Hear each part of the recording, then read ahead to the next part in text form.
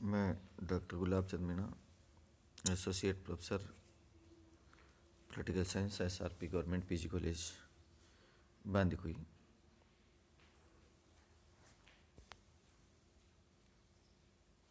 आज हम बात करेंगे बहुलवाद के बारे में। संप्रभुता की विवेचना करते हुए बौद्ध, हाब्स, हीगल, ऑस्टिन आदि विद्वानों द्वारा संप्रभुता की अद्वैतवादिता का प्रतिपादन किया गया, जिसका तात्पर्य प्रत्येक राज्य में एक ही संप्रभुता होती है और सभी व्यक्ति समुदाय उसके अधीन होते हैं और इस सर्वसत्ता राज्य की सत्ता होती है। इस धारणा के अनुसार राज्य की शक्ति मौलिक, स्थायी और सर्वव्यापी अविभाजनीय होती है और मानव जीवन के सभी पहलुओं का नियमन और नियंत्रण राज्य के द्वारा किया जा सकता है। संप्रभुता की अद्वैतवादिता की इस धारणा के विरुद्ध जिस विचारधारा का उदय हुआ उसे हम राजनीतिक बहुलवाद या बहु समुदायवाद कहते हैं।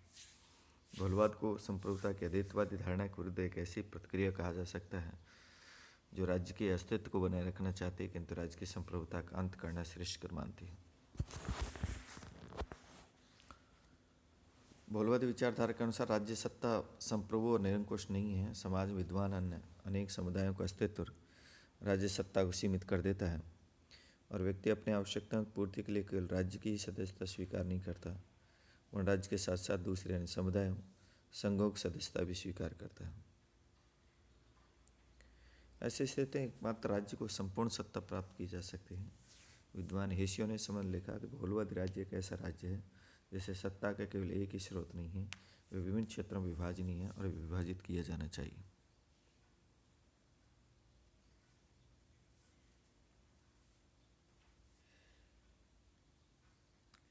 बहुलवाद को समझने के लिए बहुलवादी विचारकों के कथनों को उल्लेख किया जा सकता है। लेड्से ने लिखा है कि यदि हम तथ्यों का अवलोकन करें तो स्पष्ट हो जाता है कि संप्रभुता के सिद्धांत का अंत हो चुका है। और बारकर का मत है कि कोई भी राजनीतिक सिद्धांत इतना निष्फल नहीं हुआ जितना कि प्रभुत्व संपन्न राज्य का सिद्धांत निष्फल हो चुका है।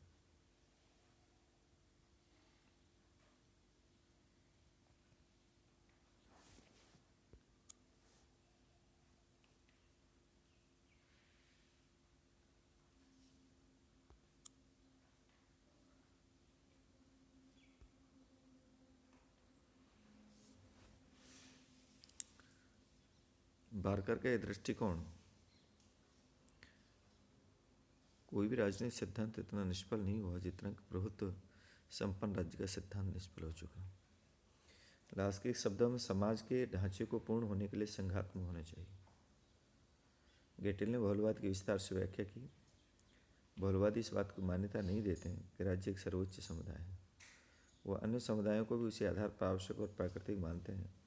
उसका विचार है कि वो सभी समुदाय वैसे ही महत्वपूर्ण हैं जैसा कि राज्य। इन समुदायों का प्रादुर्भाव स्वतः एक स्वभाव तो होता है और राज्य द्वारा निर्मित नहीं होते और न ही अपने अस्तित्व के लिए उनकी इच्छा पर अविलंबित होते हैं। राज्य की तरह वो भी अपने क्षेत्रों में सर्वोपरि हैं। नहीं मानते कि राज्य अपनी शक्ति के कारण कुछ सर्वोच्च अधिकार रख सकता है। उन सभी पहलुओं के समान अधिकारों में विश्वास करते हैं जो अन्य सदस्यों को एक सूत्र में पिरोकर उसके लिए कार्य करते हैं। अतः प्रभुसत्ता ने केवल राज्य की धरोहर है, अपितु सभी समुदाय उसका उपभोग करते हैं और राज्य अविभाज्य, सर्वोच्च और असीम शक्ति संपन्न नहीं है। उसका सर्वोच्च सत्ता का दावा आज भी जटिल दुनिया की वास्तविक बातों के अनुरूप नहीं है।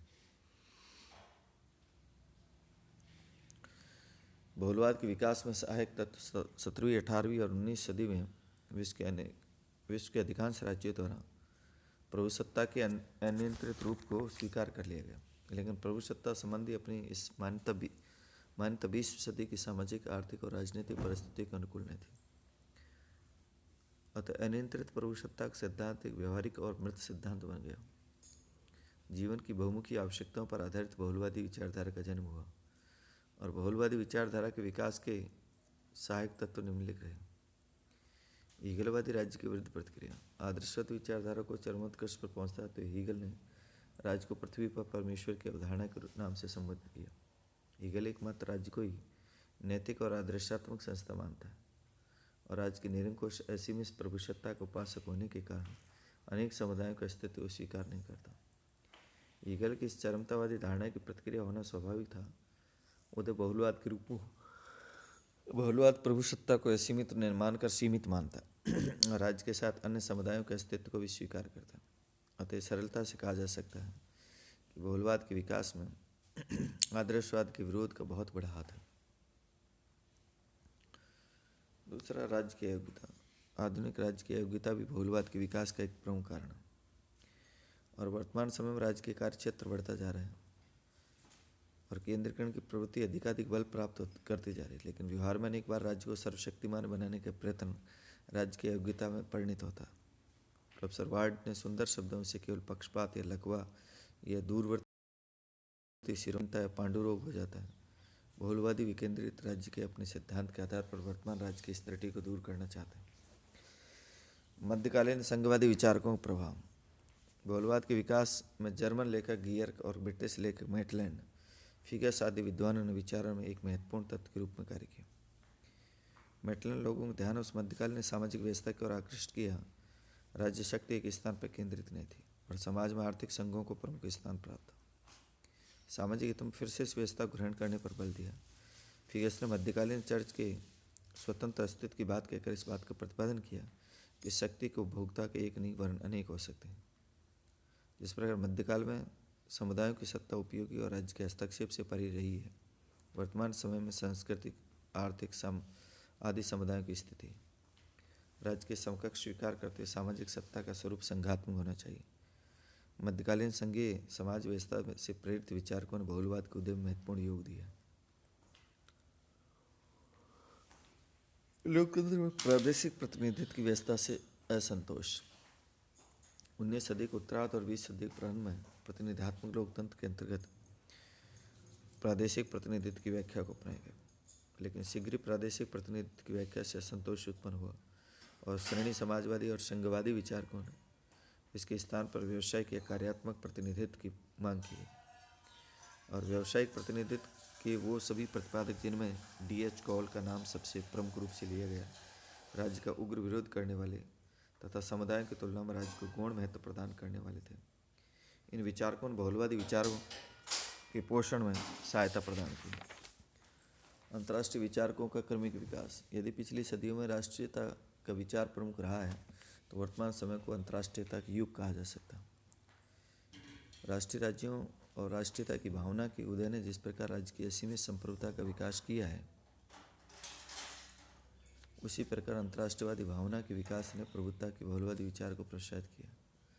और अंतर्राष्ट्रीयवाद की भावना के विकास के कारण ये विचार बल ग्रहण करता गया कि संपूर्ण मानवता के हित को दृष्टि में रखकर अंतर्राष्ट्रीय क्षेत्र में राज्य की प्रभुसत्ता को सीमित कर दिया जाना चाहिए। अंतर्राष्ट्रीयतावादियों के इस प्रतिपादन से राज्य संप्रभुता की महत्वता कम हुई है और बहुलवाद विचार को प्रोत्साहन मिला। विधि शास्त्रीय तत्वों का विकास। आधुनिक काल में अनेक क्षेत्रों में इस बात का प्रतिपादन किया गया कि विधि राज्य का आदेश मात्र नहीं है, उनसे ऊपर की एक वस्तु है। और ये विधि शास्त्रवादी इस बात का प्रतिपादन करते हैं कि राज्य विधि का एकमात्र स्रोत नहीं है और विधि निर्माण के संबंध में राज्य की प्रभुत्ता की अन्यता अथवा सर्वोच्चता की बात निर्विवाद को स्वीकार नहीं की जा सकती। इन विचारकों ने डिग्विट व क्रेव के नाम विशेष रूप से उल्लेख किया। ऊपर की वस्तु है। विधि शास्त्रियों ने इस प्रतिपादन से निश्चय ही प्रभुत्ता की एकत्व धारणा को धक्का लगा और बहुलवादी विचारधारा का प्रादुर्भाव हुआ। श्रमिक वर्गों का विकास। वर्तमान समय में पूंजीवादी व्यवस्था पतोन्मुख है और उसके स्थान पर समाजवाद, साम्यवादी व्यवस्था लोकप्रिय होती जा रही है। और इन समाजवादी विचारधाराओं के आधार पर ऐसे श्रमिक वर्गों का गठन हो रहा है जिन्हें केवल पूंजीपति और आर्थिक क्षेत्र में राज्य की सत्ता का विरोध करते हैं। श्रमिक वर्गों का अंतिम लक्ष्य तो आर्थिक क्षेत्र की समस्त शक्ति स्वयं अपने हाथों में ले लेना। संप्रभुता के एकत्ववादी विचार का पतन और बहुलवादी विचारधारा को प्रोत्साहन मिला है। राज्य की प्रभुसत्ता पर बहुलवादी आक्षेप।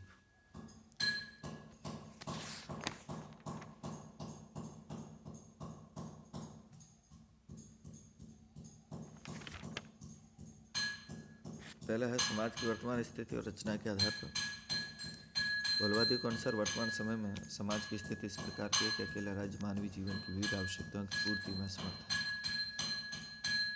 और आवश्यकताओं की दृष्टि से पूर्ण होने के लिए सामाजिक संगठन के ढांचे का स्वरूप संघीय होना चाहिए।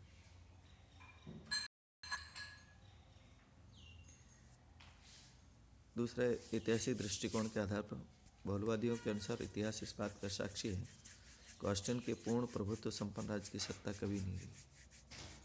तीसरी बात है व्यक्ति के विकास के आधार पर बहुलवादियों के अनुसार संप्रभुता का विचार व्यक्ति के विकास में बाधक है, क्योंकि राज्य को चरम साध्य और व्यक्ति को साधन मात्र बना देता है, जो वास्तविक स्थिति के नितांत विपरीत है। और चौथी, लोकतंत्र के आधार पर और सच्चे लोकतंत्र की स्थापना प्रभुत्व संपन्न राज्य में नहीं वर्ण बहुलवादी व्यवस्था में संभव है। और वर्तमान लोकतंत्र में शासन पर जनता कोई नियंत्रण नहीं, वास्तविक शासन नौकरशाही द्वारा किया जाता है, जो व्यक्ति के विकास में बाधक और लोकतंत्र का उपहास है। सच्चा लोकतंत्र तो व्यक्ति के विकास में सहायक होता है और इसका अभिप्राय व्यक्ति द्वारा शासन के सभी कार्यों में सक्रिय रूप से भाग लेना। ये केवल बहुलवादी व्यवस्था में ही संभव है, जो विकेंद्रीकरण और मानवीय जीवन के विविध पक्षों के उचित महत्व पर आधारित है।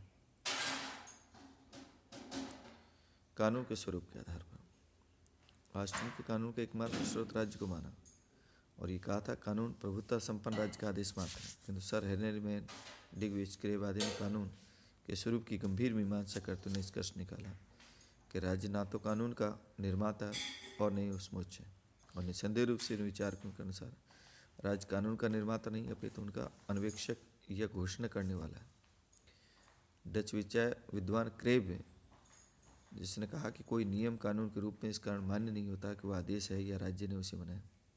चोरी या मानव हत्या इसलिए अपराध नहीं है कि राज्य ने अपने आदेश द्वारा निश्चित किया है, अपितु इसलिए अपराध है कि समाज की नैतिक बुद्धि उसे अनुचित समझती है और राज्य को कानून का निर्माता और कानून से उच्च समझना सर्वथा भ्रांत कल्पना है। नेक्स्ट, अंतर्राष्ट्रीयता के आधार पर अंतर्राष्ट्रीयता के आधार पर संपूर्णता के सिद्धांत की आलोचना दो प्रकार से की जा सकती है। अंतर्राष्ट्रीय कानून के विकास के परिणामस्वरूप बाहरी मामलों में राज्य की संप्रभुता नष्ट होगी। बहुलवाद ये भी कहते हैं कि संप्रभुता के सिद्धांत ही संघर्षों युद्धों का जनक है और विश्व शांति बनाए रखने के लिए संप्रभुता के सिद्धांत का त्याग एक अनिवार्य आवश्यकता है। अंतर्राष्ट्रीय शांति के लिए बहुत अधिक भय मानता है। ऐसी में अनुत्तरदायी संप्रभुता का सिद्धांत मानवता के हितों से मेल नहीं खाता। राजाओं के देवी अधिकार समाप्त हो गए, वैसे राज्य की संप्रभुता भी समाप्त हो जाए। संप्रभुता का सारा विचार ही सदैव के लिए समाप्त कर दिया जाए, क्योंकि राजनीति विज्ञान के प्रति एक बहुत बड़ी सेवा होगी। अब देखें बहुलवाद के प्रमुख सिद्धांत के रूप में साधारण भाषा में एक स्थान पर अनेक की प्रतिष्ठा ही बहुलवाद है। राजनीतिक बहुलवाद वह मत और सिद्धांत है जिनके अनुसार समाज में एक संप्रभुता संपन्न सर्वोच्च सत्ताधारी राज्य के स्थान पर अपने अपने क्षेत्र में स्वतंत्र राज्य के समक्ष अनेक समुदायों के अस्तित्व का प्रतिपादन किया गया और ये समुदाय राज्य के अधीन न होकर उसके समकक्ष होनी चाहिए। समाज का संगठन प्रभुता की दृष्टि से एकात्मक न होकर संघात्मक होना चाहिए और अन्य विचारधाराओं की भांति बहुलवाद के भी कुछ मौलिक सिद्धांत हैं जिनका उल्लेख निम्न प्रकार है। राज्य के लोक समुदाय आदर्शवादियों की भांति बहुलवादी राज्य को एक सर्वव्यापक और सर्वशक्तिमान नैतिक संस्था के रूप में स्वीकार करते हैं। उनके अनुमान से तो न तो समाज की वर्तमान स्थिति और न रचना के आधार पर राज्य अपने समुदायों की भांति ही एक समुदाय के अतिरिक्त और कुछ नहीं है और मानव जीवन के कारण राज्य के अतिरिक्त अन्य समुदायों का उपयोग अस्तित्व है। राज्य का कार्य मुख्यतः जीवन के राजनीतिक पहलू से संबंधित है और बहुलवादियों के अनुसार इसे अपने क्षेत्र तक सीमित रहना चाहिए। दूसरी बात है, बहुलवादी राज्य और समाज में अंतर करते हैं। आदर्शवादियों की भांति बहुलवादी राज्य और समाज को एक नहीं मानते, वो विभिन्न इकाइयों के रूप में स्वीकार करते हैं। बहुलवादियों के अनुसार फांसीवादी विचारकों के कथन गलत है कि सभी कुछ राज्य के अंतर्गत है और राज्य के बाहर और राज्य के विरुद्ध कुछ नहीं, और बहुलवाद राज्य को अनेक समुदायों के समान ही एक समुदाय मानता है और समाज को राज्य की तुलना में बहुत अधिक व्यापक संगठन बनाता है। तीसरी है, बहुलवादी नियंत्रित राज्य सत्ता में विश्वास करते हैं। बहुलवाद ऑस्ट्रियन आदि के असीमित संप्रभुता के सिद्धांत के विरुद्ध एक प्रतिक्रिया है और ये असीमित संप्रभुता का खंडन करता है। आंतरिक और बाहरी दोनों क्षेत्रों में संप्रभुता को सीमित मानता है। आंतरिक क्षेत्र में राज्य की शक्ति स्वयं अपनी प्रकृति और नागरिकों समुदायों के अधिकारों से सीमित होती है और बाहरी क्षेत्र में राज्य की शक्ति अंतर्राष्ट्रीय कानून अन्य राष्ट्रों के अधिकारों से सीमित है। ब्लेंडसेली ने उचित ही कहा कि राज्य सर्वसत्तावान नहीं है क्योंकि वो बाहरी क्षेत्र में अन्य राज्यों के अधिकारों से सीमित है और आंतरिक क्षेत्र में वह स्वयं अपनी प्रकृति और अपने नागरिकों के अधिकारों से सीमित है। चौथी बात है बहुलवाद के अनुसार कानून राज्य से स्वतंत्र और उच्च है। बहुलवादी संप्रभुता की परंपरागत प्रतिपादकों से विपरीत कानून को राज्य और स्वतंत्र उच्च मानता है। फ्रांसीसी विचार डिग्विट और डच विचार क्रेव के विचार उल्लेखनीय। डिग्विट के अनुसार विधि राजनीतिक संगठन से स्वतंत्र और श्रेष्ठ और पूर्वकालिक होती है, और विधि के बिना सामाजिक एकता यह संगठन मनुष्यों को एक दूसरे पर निर्भर करना संभव नहीं है, और राज्य का व्यक्तित्व एक निरी कल्पना मात्र है। विधि राज्य को सीमित करती है और राज्य विधि को सीमित नहीं करता। विचार व्यक्त किया कि क्रेव एकमात्र विधि को ही संप्रभुता स्वीकार करता है और राज्य से स्वतंत्र और उच्च है। ये विधि राज्य को संगठित करती है, न कि राज्य विधि को। और क्रेव के शब्दों में राज्य विधि का नहीं वर्ण विधि राज्य का निर्माण करती है। नेक्स्ट, बहुलवाद विकेंद्रीकरण में विश्वास करता है। बहुलवाद आदर्शवाद दर्शन की भांति केंद्रित राज्य में विश्वास नहीं करता। वर्णवाद डिसेंट्रलाइजेशन विकेंद्रीकरण को ही राज्य का वास्तविक उपयोगिता का आधार मानता है। और बहुलवाद के अनुसार स्थानीय समस्या भी कम महत्वपूर्ण नहीं। इन स्थानीय समस्याओं का समाधान शक्ति के केंद्रीकरण की पद्धति से नहीं किया जा सकता।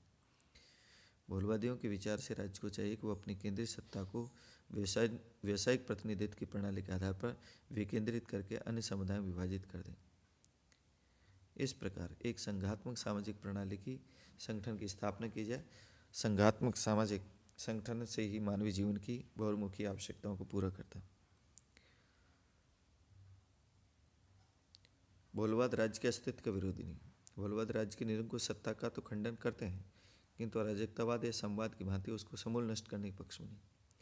राज्य का अंत करने के स्थान पर राज्य की शक्तियों को सीमित करना चाहते हैं। और बहुलवादियों के अनुसार संप्रभुता का द्वैतवादी सिद्धांत कोई मूर्खता के अतिरिक्त और कुछ नहीं।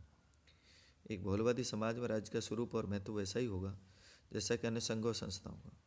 और बहुलवादी अन्य संघों की अपेक्षा राज्य को प्राथमिकता देने के लिए तो तैयार हैं, क्योंकि राज्य के द्वारा संघों के पारस्परिक विवादों को सुलझाने के लिए मध्यस्थ के रूप में कार्य किया जाना चाहिए, किंतु राज्य को उग्र और निरंकुश रूप में स्वीकार करने के लिए तैयार नहीं, जिसका प्रतिपादन एकत्ववादी विचारकों के द्वारा किया गया।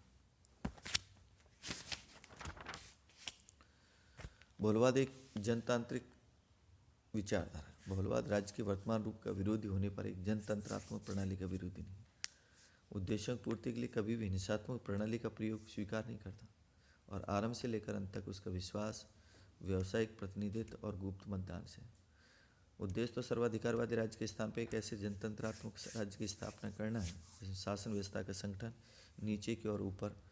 नीचे से ऊपर की ओर हो, और प्रभुसत्ता के अन्य संघों के समान वितरण को भी जनतंत्रात्मक प्रणाली का प्रतीक मानते हैं। और नेक्स्ट और लास्ट है बहुलवाद व्यावसायिक प्रतिनिधित्व में विश्वास करता है।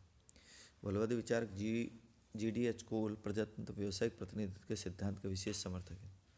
बहुलवादी प्रादेशिक प्रतिनिधित्व की पद्धति को अनुचित और दोषपूर्ण मानते हैं, क्योंकि क्षेत्र के आधार पर चुने गए व्यक्ति वास्तविक रूप में प्रतिनिधित्व नहीं कर सकते। प्रतिनिधित्व की वही पद्धति उचित कही जा सकती है जिसका आधार व्यवसाय है। एक कृषक के हित का प्रतिनिधित्व उसके पास रहने वाला वकील अच्छे प्रकार से नहीं कर सकता। इस प्रकार हम कह सकते हैं बहुलवादी व्यक्तिवादी विचारधारा से प्रभावित है और सामान्य इच्छा के सिद्धांत में विश्वास नहीं करता। धन्यवाद।